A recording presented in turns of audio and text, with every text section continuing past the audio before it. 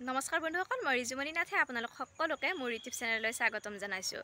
লগতে আজি ভোগালী বিহুৰ ভোগালী বিহুৰ শুভেচ্ছাও সকলোকে জ্ঞাপন কৰিছোঁ। আজি ভোগালী বিহুৰ উৰুকাৰ দিনটোত কি কৰিলোঁ আপোনালোকক দেখুৱাই আছোঁ। উৰুকা আমাৰ কেনেদৰে পাৰ হয় গোটেইখিনি দেখুৱাম।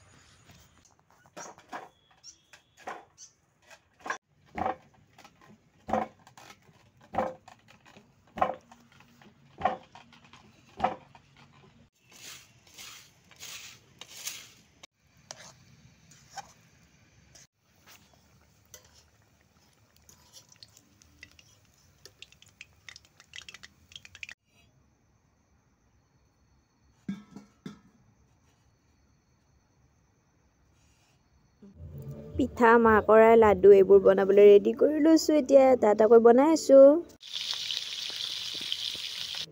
এয়া বনাই আছে গাহৰি আৰু লাই শাক। ভাইটিয়ে বনাইছে, সি গাহৰি খাই ভাল পায়। অৱশ্যে বেলেগ দিনা হোৱা হ'লে মায়ে দিলে হয়, আজি বিহুৰ কাৰণে বনাব দিছে আৰু।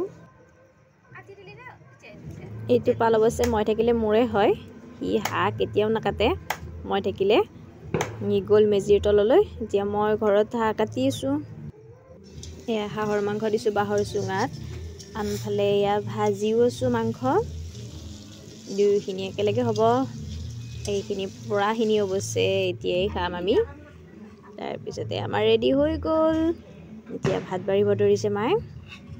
আজি উৰুকাৰ দিনটো এনেদৰে পাৰ কৰিলোঁ আৰু।